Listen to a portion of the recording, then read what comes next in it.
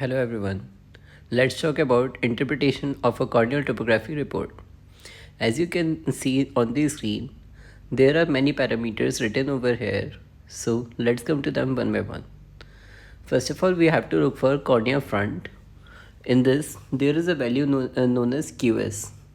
QS means quality specification. It specifies the quality of capture and it must be okay. If OK is not written over there or something else like blinking is written over there, then we have to recapture the image and evaluate that. Now next comes the Q value.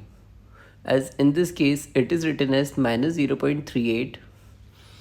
So we can say that it is prolate.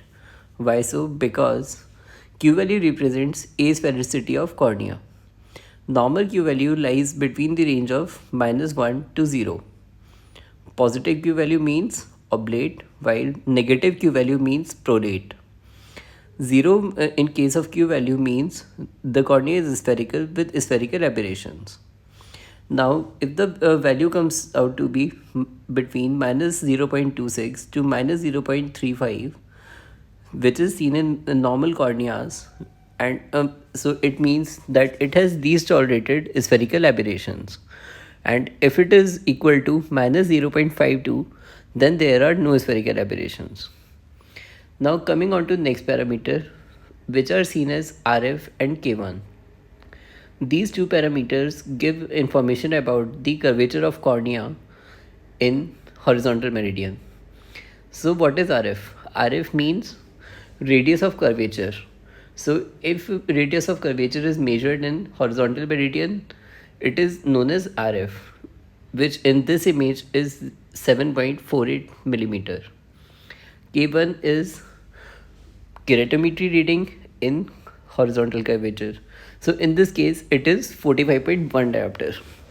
Now coming on to next value, which is RS, which means radius of curvature in the vertical meridian, and similarly K2 means keratometry value in the vertical curvature. So in this case it is 47.2 diopter.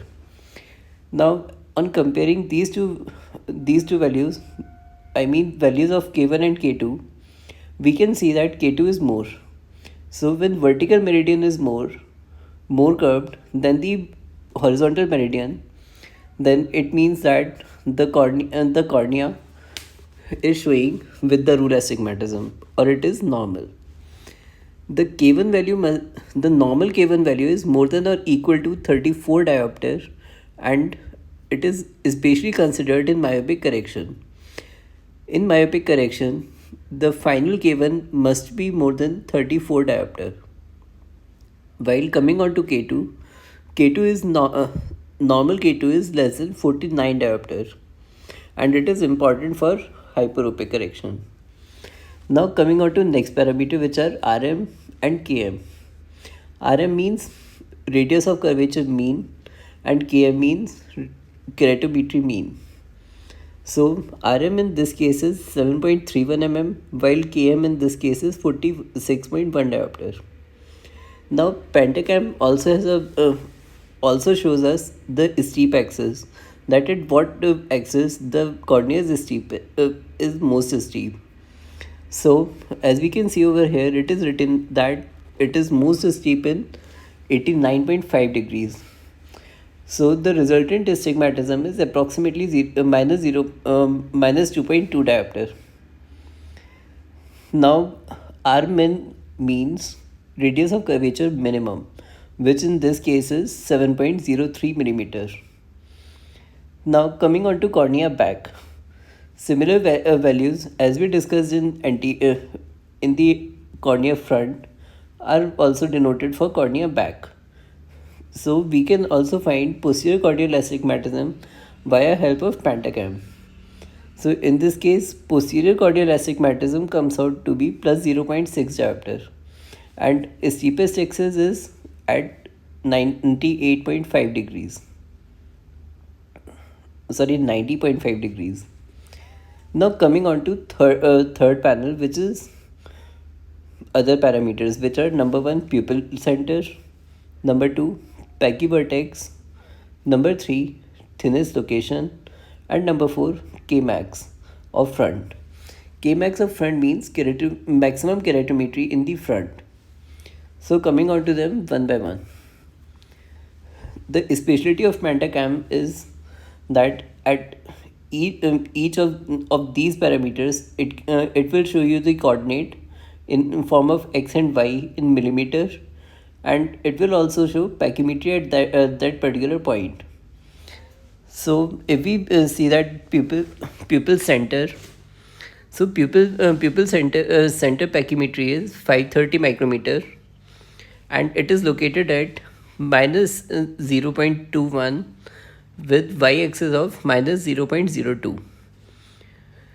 Now, how this sign convention is done? See, the origin or the reference point is taken to be pachyvertex, which means anatomical center of cornea. So, it is 532 microns thick in this case, and as we can see, it is taken as the origin.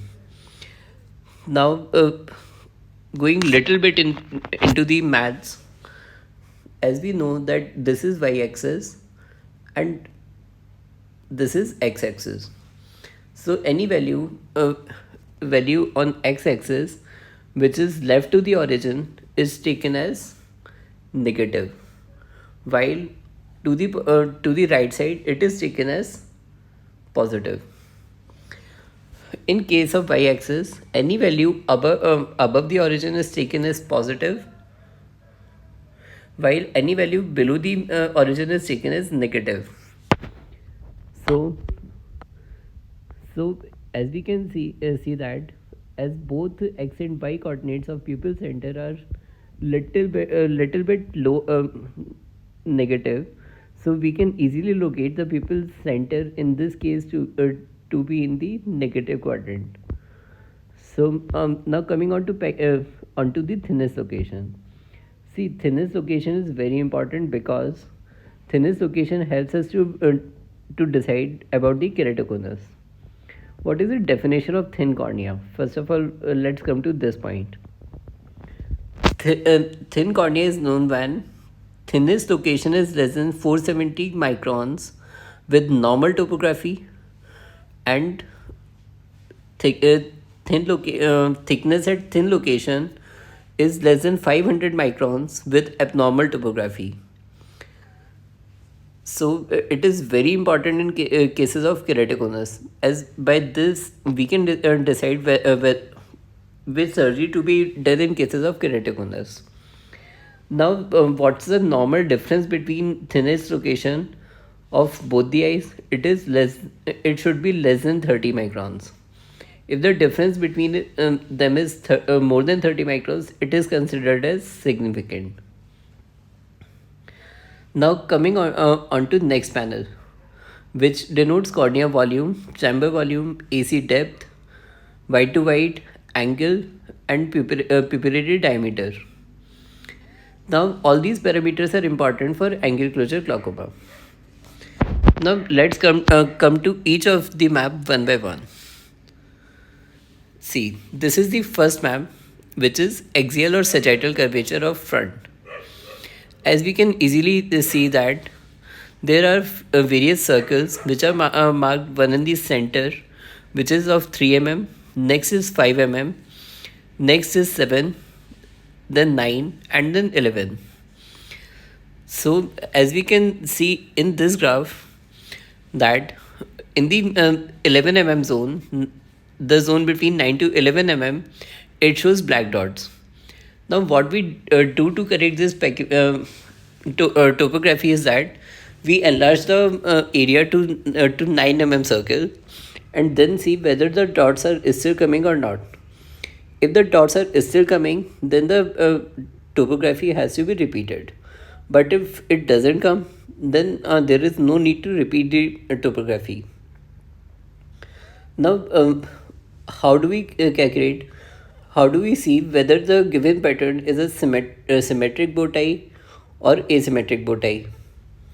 So in symmetric bow tie, what happens is, if we consider lower lobe to be A and upper lobe to be B, then the two must be of equal size.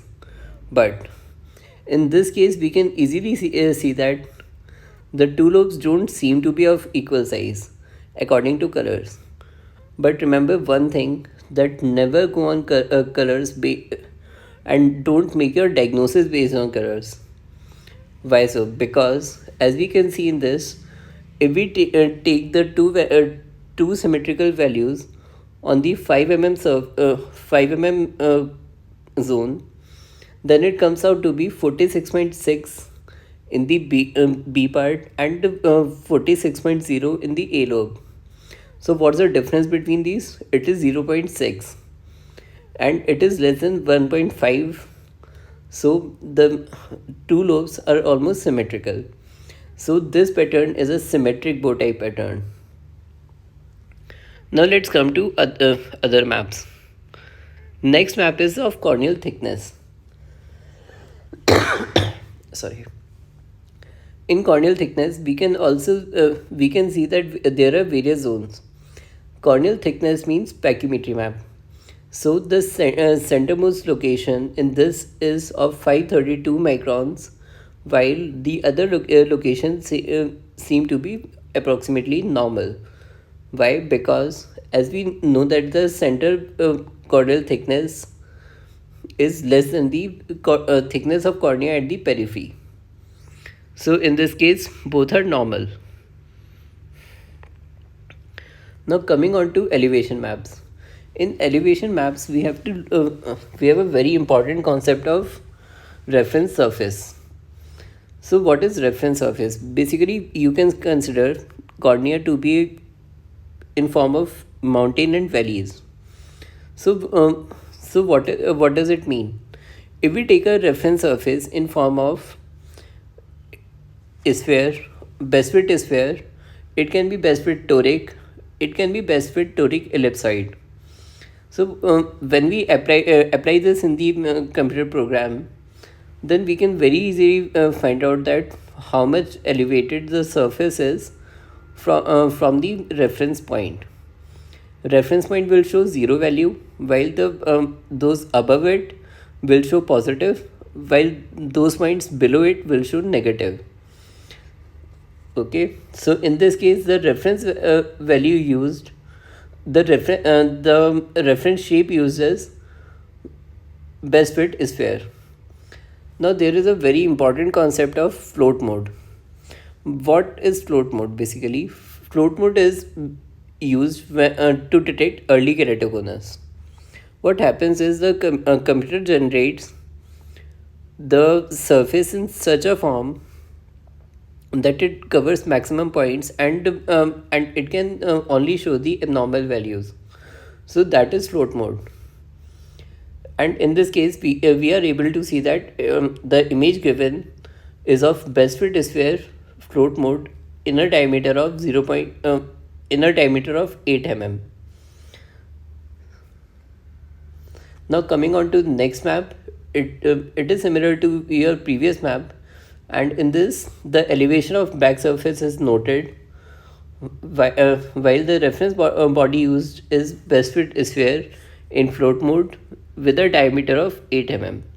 So as we can see over here, the in posterior surface there are two values which are very negative, like in the upper 3 mm and the lower 7 mm zone.